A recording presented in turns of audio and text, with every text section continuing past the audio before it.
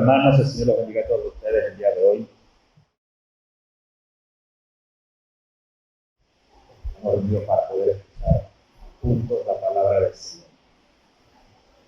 Voy a pedirles que me acompañen al libro de Santiago, capítulo 1, hasta el versículo 11, y que puedan ponerse de pie para poder leer todos juntos la palabra del Señor el día de hoy.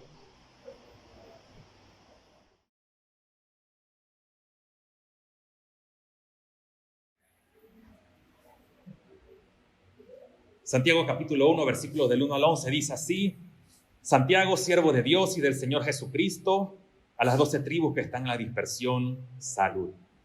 Hermanos míos, tened por sumo gozo cuando os halléis en diversas pruebas, sabiendo que la prueba de vuestra fe produce paciencia.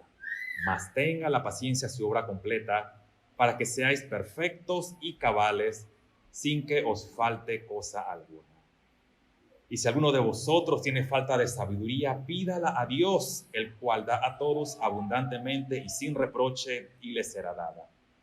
Pero pida con fe, no dudando nada, porque el que duda es semejante a la onda del mar, que es arrastrada por el viento y echada de una parte a otra. No piense pues quien tal haga que recibirá cosa alguna del Señor. El hombre de doble ánimo es inconstante en todos sus caminos. El hombre que es de humilde condición, gloríese en su exaltación, pero el que es rico en su humillación. Porque él pasará como la flor de la hierba, porque cuando sale el sol con calor abrasador, la hierba se seca, su flor se cae y perece su hermosa apariencia. Así también se marchitará el rico en todas sus empresas. Vamos a orar. Padre, queremos agradecerte por este día que tú nos has regalado.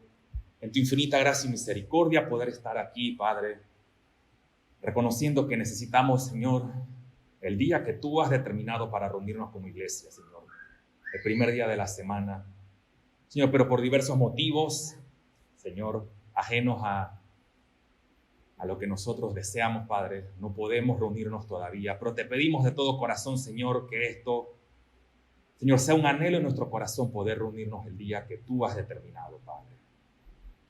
Señor, nos encontramos aquí reunidos para poder escuchar la exposición de tu palabra.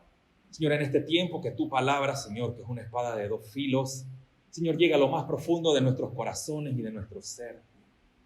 Padre, para poder ver qué cosas debemos aprender el día de hoy. Señor, y en este tema que vemos acerca de Santiago, Padre, qué cosas necesitamos ser exhortados por medio de tu palabra. Padre, que tu Espíritu Santo, quien es nuestro ayudador, Señor, use tu palabra expuesta este día para nuestra edificación. Te agradecemos por todo y te pedimos esto en nombre de Cristo Jesús. Amén. Pueden tomar asiento, hermanos.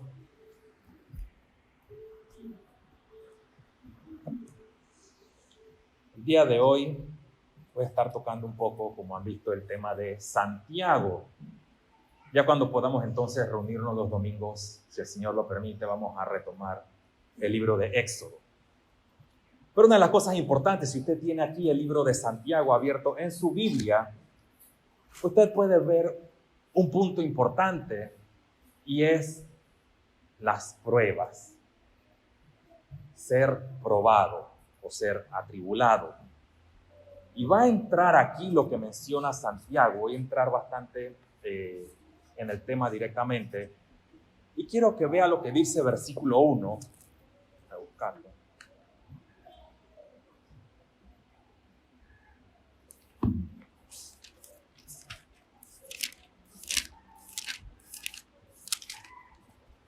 Dice: Santiago, siervo de Dios y del Señor Jesucristo, a las 12 tribus que están en la dispersión, salud. Al comienzo de esta epístola, desde aquí podemos apreciar quién es el que está escribiendo. Entonces, ¿quién escribe? Santiago, el hermano de nuestro Señor Jesucristo. Y vemos también a quién se le dirige esta carta. Y dice que va dirigida hacia aquellos que estaban en la dispersión, es decir, en la diáspora, estaban esparcidos. Y aquí hay algo importante a notar. Y es que dice las 12 tribus que están en la dispersión, no se sabe a ciencia cierta hacia dónde estaban esparcidos, quiénes eran las 12 tribus, Algunos comentaristas dicen que ya las 12 tribus no existían, sino que eran solamente 2, pero para ellos las 12 tribus estaban en el remanente. Pero ese no es el tema. El punto es que ellos estaban dispersos posiblemente desde el momento en que Esteban fue apedreado. En el libro de Hechos, capítulo 8, versículo 1 y 4, y capítulo 11 dice, y muchos de los judíos se esparcieron por causa de la muerte de Esteban. Y esto es bastante significativo, porque lo que menciona aquí Santiago va bastante relacionado, a lo largo de la epístola, va relacionado con la región donde ellos se encontraban, y posiblemente ellos se movieron o estaban dispersos hacia los lados de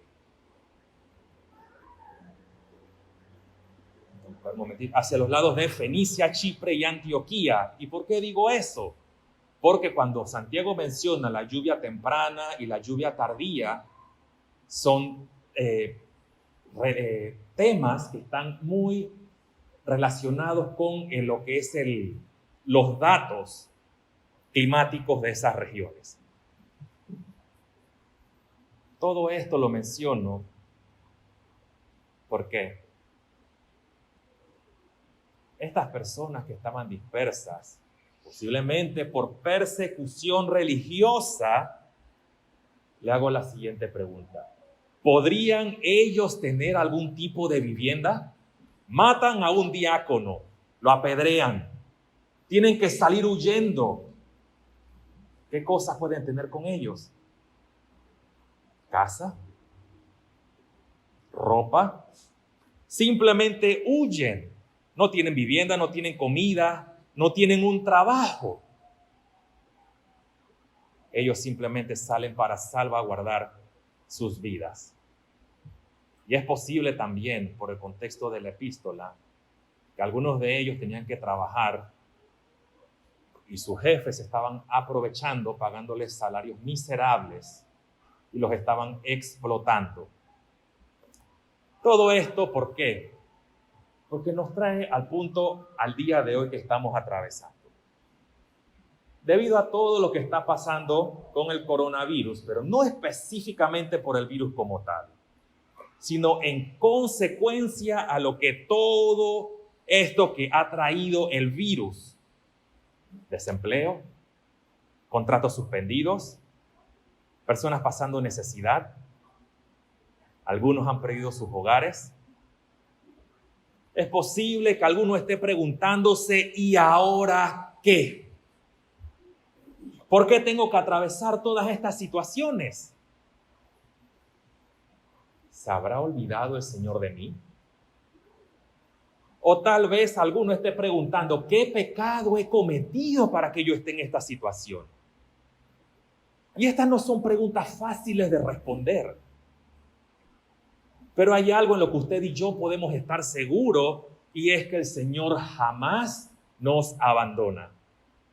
En medio de las dificultades que muchos atraviesan, es cuando se puede ver que el Señor es real. Para responder entonces un poco esas preguntas, podemos ver versículos 2 al 4, y dice, hermanos míos, tened por sumo gozo cuando os halléis en diversas pruebas, sabiendo que la prueba de vuestra fe produce paciencia. Mas tenga la paciencia su obra completa para que seáis perfectos y cabales, sin que os falte cosa alguna. Esas mismas preguntas que muchos se han hecho son las mismas que posiblemente se hizo la audiencia de Santiago. Y aquí el autor va a mencionar cuál es el propósito por el cual los cristianos atraviesan las pruebas. Y dice, y por algo se encuentran en ellas. Dice, debemos tener en mente o recordar que estos cristianos estaban siendo perseguidos, no tenían un lugar donde vivir, estaban siendo explotados laboralmente. Y el autor usa esta pequeña frase, hermanos míos, amados míos hermanos. Y esto es repetitivo a lo largo de la epístola, porque demuestra ese cuidado pastoral, esa ternura hacia ellos. Y si miramos este texto con detenimiento, se va a poder ver que dice, la prueba produce paciencia, pero debe estar completa o debe ser completada. Lo primero que podemos ver aquí entonces es que Santiago dice, tener sumo gozo en medio de las pruebas.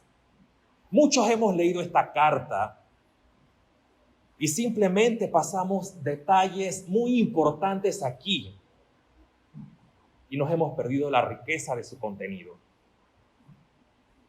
Si vemos esto con detenimiento, ¿cómo es posible que Santiago diga, hermano amado, gózate en tus pruebas? Eso es algo contradictorio en nuestras mentes. ¿Cómo yo me voy a sentir gozoso cuando estoy triste? Ellos huyeron de persecución, no tienen absolutamente nada. Más aún es posible que algún familiar cercano haya muerto por causa de la persecución cristiana. Y aquí Santiago no está siendo desproporcionado o insensible con ellos, sino que él va a explicar el porqué. Y esto podemos verlo y nos va a dar muchas respuestas a las preguntas cuando nos encontramos en medio de la tormenta. Santiago les dice, gócense. Y aquí viene la palabra clave. Sabiendo. Eso es en el versículo 3. Sabiendo que va a producir algo. Esta palabra griega aquí es importante. Es una palabra, la palabra ginosko, que realmente es de donde viene la palabra conocer. Más que saber, es conocer. Entonces se podría decir, tener por sumo gozo cuando se hallen en diversas pruebas, conociendo que la prueba de vuestra fe produce paciencia. ¿Por qué eso es importante? Porque esta palabra habla del hecho de tener la persona que debe conocer con el objeto a ser conocido. Si lo vemos de esa manera, entonces él está diciendo, ustedes que están pasando pruebas, deben ahora conocer cuál es el producto por el cual están siendo probados. Y eso va a llevar al gozo. Esta palabra entonces es usada frecuentemente. Y Santiago dice, gócense mis queridos hermanos, ginoskos, conociendo ellos el propósito de la paciencia. ¿Cuál es el propósito? El propósito de la prueba. Producir paciencia. Ese es el objeto a conocer. De manera entonces que cuando nos encontramos en dificultades, debemos conocer que hay un motivo por el cual usted y yo nos encontramos en eso. Y permítame darle algunos ejemplos. Dos ejemplos, uno breve y uno un poco más extenso. El primero es en Génesis, con Abraham. Dios le pide a Abraham algo que es incomprensible para nuestra mente. Y él dice en Génesis capítulo 22, versículo 3, dice, Abraham, toma a tu hijo, tu único, al que amas, ve a Moriah y ofrécelo en holocausto. Sacrifícalo. ¿Qué puede pasar por la mente de un padre pensar en que su hijo va a morir? ¿Cuán difícil debe haber sido para Abraham pensar en que él tenía que ofrecer en sacrificio a su propio hijo? Pero ese nada más era el punto, el medio. Porque el objeto a conocer es este. Que su fe era probada. ¿Por qué? Porque dice que Dios iba a salvar la vida del muchacho, le iba a proveer de un carnero que reemplazaría a Isaac y sería el sacrificio a Dios. Yo me imagino que ese era un momento difícil, un momento de ansiedad para Abraham, pero en medio de la prueba difícil, Él confió en el Señor y él entendió cuál era el objetivo aquí. Y por tanto, en el contexto de la misma epístola, Santiago dice, Abraham le creyó a Dios y le fue contado por justicia. El otro ejemplo. Uno de los hijos de Jacob, aquel que tenía la túnica de colores, José. Él tuvo unos sueños y al parecer su familia podía comprender sus sueños. El primero de ellos, dice, él estaba en el campo, estaba trabajando, recogiendo manojos y su manojo empezó a crecer y los otros manojos empezaron a inclinarse delante de él. Eso está en Génesis 37. 37:7. Y el otro dice que el sol, la luna, se inclinaba y las estrellas se inclinaban ante él. Ese versículo 9 de Génesis 37. Y los hermanos de José se enojan y buscan un plan para matarlo. No obstante, lo que Dios tenía para José, ninguno de ellos lo sabía. ¿Qué pasó con José? Él fue vendido como esclavo, fue encarcelado injustamente por culpa de la mujer de Potifar, pero llegó el momento en que Dios dijo, este es el momento en el cual se va a cumplir lo que yo he dicho. En la cárcel, mientras José está en la cárcel, Faraón tiene unos sueños. ¿Y quién los interpreta? José. Y debido a esto, entonces, dice que él es puesto por encima de todo Egipto y solamente Faraón va a ser superior a él. Cuando empieza el tiempo de sequía y hambruna, ¿quiénes van a Egipto a buscar comida? Los hermanos de José, los que lo vendieron. Al final, él se les revela a ellos y les dice, traigan a vuestro padre o a nuestro padre y a toda la familia a vivir a Egipto. Y Génesis 43, 45, voy a leerle estos dos versículos de este relato. Dice lo siguiente, y dijo José a sus hermanos, yo soy José, ¿vive aún mi padre? Y sus hermanos no pudieron responderle porque estaban turbados delante de él. Entonces dijo José a sus hermanos, acercaos a mí. Y se acercaron, yo me imagino el miedo que tenían. Y les dijo, yo soy José vuestro hermano, el que vendisteis para Egipto. Ahora pues no os entristezcáis, ni os pese de haberme vendido acá, porque para preservación de vida me envió Dios delante de vosotros. Estas palabras, mi querido hermano, estas palabras de José demuestran que él ginosco, él reconoció o él conoció lo que tenía que ver respecto a su prueba y el fin por el cual tuvo que atravesar todo.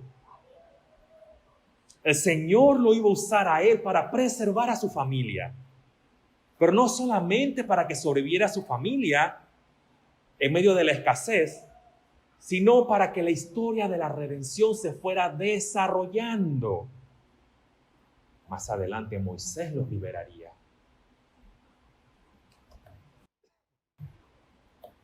No quiero que piense que soy un poco desconsiderado con lo que voy a decir.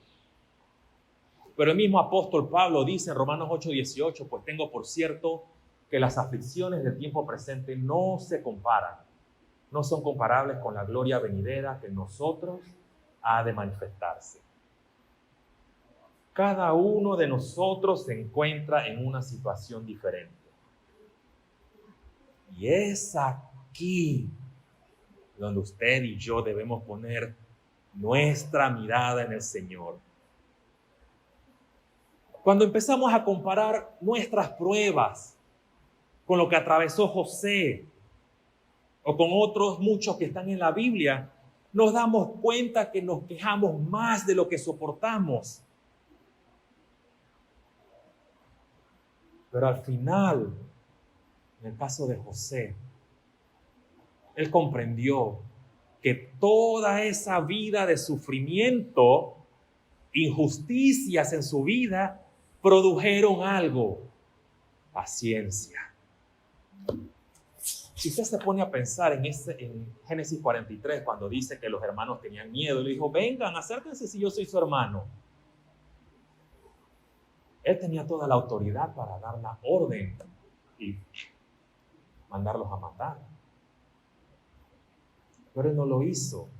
Él les dijo a sus hermanos: vengan, y no les pese haberme vendido. ¿Cómo es posible que José pueda decir no les pese haberme vendido?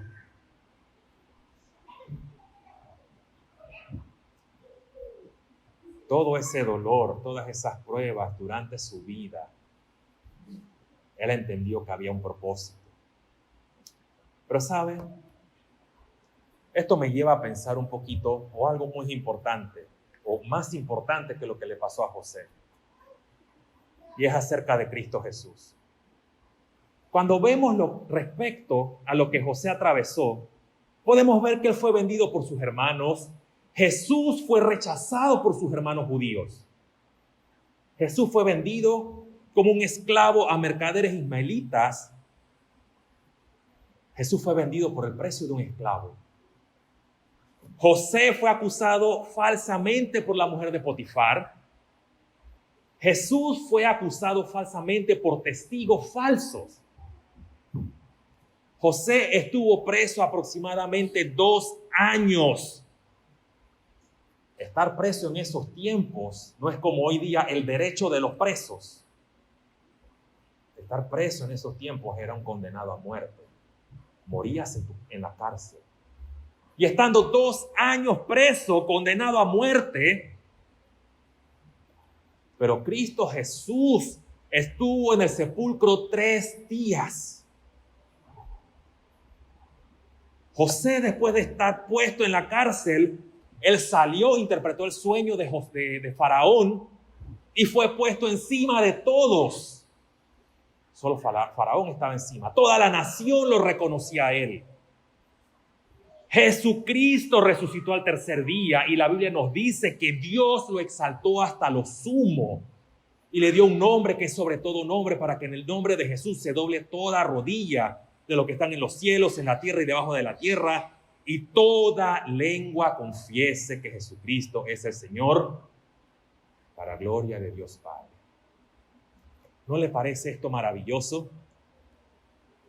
Aún nuestro amado Salvador tuvo que atravesar el Getsemaní, llevar la cruz, ser clavado y escarnecido mientras estaba colgado en el madero. Pero después de eso el Señor lo exaltó. Oh, amado hermano, qué gran salvación tenemos en Cristo Jesús, y es en esta salvación, esta fe que hemos depositado en esa obra que Él ha hecho, nos tiene a todos nosotros aquí y nos va a ayudar a perseverar en nuestro caminar diario. ¿Se dio cuenta que usé el término perseverar? ¿Sabe por qué? Porque el versículo 4, cuando dice: mas tenga la paciencia. Esa palabrita paciencia es la palabra upomen, y dice que es mantener algo debajo de. Y al final se traduce como paciencia o como perseverar, perseverancia. Y eso es lo que podemos ver con el ejemplo de José. José no estuvo en la cárcel y dijo: mejor me muero en la cárcel. Es posible que lo haya pensado estando preso, pero él siguió adelante. Posiblemente recordaba los sueños que él tuvo, pero dice: perseveró. Aquí entonces se nos habla de que la paciencia o la perseverancia sea una obra completa. Pregunto, ¿a cuántos de ustedes les gusta hacer deportes? No sé, que no es una clase como tal. Pero sé que a muchos les gusta practicar algún tipo de deporte. Y si no es un deporte físico, algún deporte digital será. La palabra que aquí se utiliza para hablar de obra completa, ¿sabe cuál es? Es la palabra teleía o telos. Y esa palabra es importante porque usted se imagina al corredor y que ha corrido con toda la velocidad y al final está el telos, está la meta. Telos significa la meta final.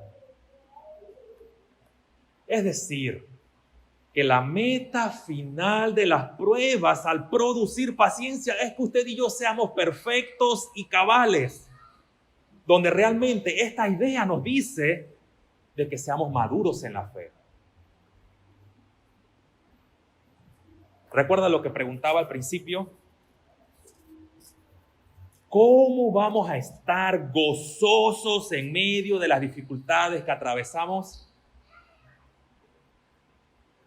Porque sabemos que hay una meta determinada por Dios y es ser conformados a la imagen de su Hijo. El texto que mejor explica esta idea, y si me puede acompañar en Primera de Pedro capítulo 1 versículo 7, unas cuantas páginas más adelante,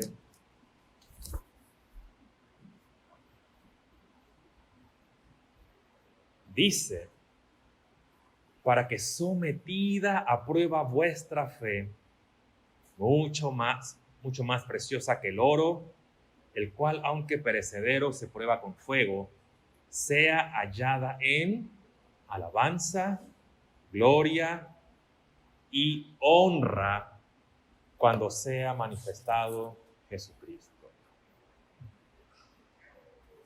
Hoy día necesitamos sobreponernos a las pruebas. Nuestra generación, hoy 2020, es una generación que se parece a la gelatina. ¿Sabe por qué? Cuando la gelatina, bueno, los que les gusta cocinar, hacer la gelatina, si es de polvito, lo mezclan y después a la nevera al frío, ¿cierto? Y después disfrutan de su gelatina. Mientras está en frío, la gelatina tiene su forma. Pero si la pone en un ambiente como nos encontramos ahora, cálido, humano, ¿qué le pasa a la gelatina? Empieza a derretirse, empieza a perder la forma, vuelve en parte a su estado líquido. Y muchos hoy día están de esa manera. Se habla de teología, se habla de términos, definiciones profundas, pero en el momento de las pruebas, ¿y quién es Dios? ¿Y el catecismo qué? ¿Y la teología sistemática qué? Se les olvida quién es Dios. O no se ha comprendido quién es Dios. Por lo cual entonces debemos recordar nuestra fe en Dios, en nuestro amado Salvador. Debe hacernos pensar que no importa lo que estemos atravesando, el Señor siempre va a estar con nosotros. Pero lo más importante es que las pruebas, por más difícil que sea, no ha sido al azar. Así como los que estaban en la diáspora no tenían absolutamente nada o abandonaron todo, usted y yo, si comparamos nuestras vidas, no nos encontramos como ellos estaban. Ellos padecieron y se sobrepusieron a eso. Y eso nos ayuda a recordar. Lo que ellos vivieron, lo que los de la diáspora vivieron, nos ayuda a recordar dos cosas. Hemos creído en Dios y por haber creído en Él, debemos recordar que nuestra fe todavía está siendo purificada y usted y yo necesitamos, se nos requiere que vayamos madurando en la fe. Concluyo. Santiago le escribe a estos cristianos que estaban dispersos, como decía, posiblemente a causa de la muerte de Esteban. Santiago los exhorta a que se sientan sumamente gozosos en medio de las pruebas que están atravesando. Ese gozo no es un simple estado mental o de ignorancia, sino uno que conoce o reconoce que las pruebas tienen un propósito. ¿Cuál es? Producir paciencia o perseverancia a los que se encuentran bajo fuego. Pero al final de la prueba se puede ver la meta. Y es que podamos madurar todos nosotros en nuestra fe cristiana para que no falte nada. Una breve aplicación. Con todo lo que hemos visto el día de hoy o lo que estamos viviendo, podemos ver que nuestra fe cristiana, mientras estemos vivos, tenemos que luchar todavía contra el pecado, pero van a haber pruebas, tribulaciones que nos van a azotar. ¿Qué podemos ver aquí? La vida cristiana, mi querido hermano, no es una carrera de velocidad. No es llegar a la meta de primero. Es una carrera, usando el lenguaje de los atletas, es una carrera de resistencia, una carrera de perseverancia. ¿Sabe por qué digo eso? Primera de Timoteo, capítulo 4, versículo 7. Lo busco brevemente.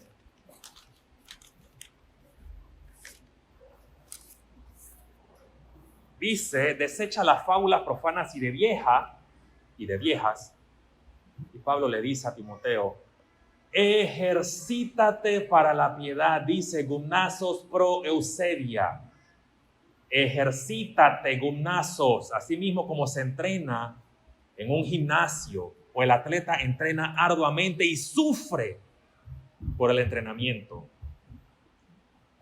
Su entrenamiento es para la piedad y por eso es necesario que nuestra fe sea probada. Y dice, ¿por qué? Porque hay un propósito, y dice Pablo, y no hay contradicción con lo que dice Santiago en su epístola, dice, porque hay promesas en esta vida y en la venidera. Ejercitarnos para la piedad. Por eso, ahora mismo usted y yo nos encontramos entrenando y corriendo, es decir, en ese proceso de santificación. Nuestra fe es probada, que es mucho más preciosa que el oro. Pero la meta final, la gloria, ser glorificado y estar con el Señor en el cielo, recibir cuerpos nuevos para estar con nuestro Dios. Esa es la meta final, mi querido hermano. No está aquí. Santiago les dijo a ellos, gócense en medio de las pruebas para que sean cristianos maduros. Como les decía, no porque Santiago era insensible, sino porque para nosotros es fácil enfocarnos en la prueba antes de enfocarnos en el Señor. Vamos a orar para concluir. Padre, te agradecemos por el tiempo que nos has dado con tu palabra, Señor, y poder meditar un poco respecto a este tema, Señor. Todos nosotros somos probados de diferentes maneras, Señor, somos azotados y golpeados, Señor, desde diferentes ángulos. Pero, Padre, en medio de todas estas cosas, Padre, que podamos ver cuál es el propósito por el cual nos encontramos en eso. Y que al final, Señor, podamos ver que hay un propósito, hay un fin determinado y es que nosotros podamos madurar en nuestra fe cristiana. Padre, ayuda a todos aquellos que están pasando tiempos muy difíciles, Señora, que puedan mantenerse, a perseverar, a luchar, ser fortalecidos por medio de tu palabra, para que cuando salgan de la prueba, Padre, puedan decir que tú los has sustentado hasta ese momento. Padre, te agradecemos por todo y te pedimos esto en nombre de Cristo Jesús. Amén.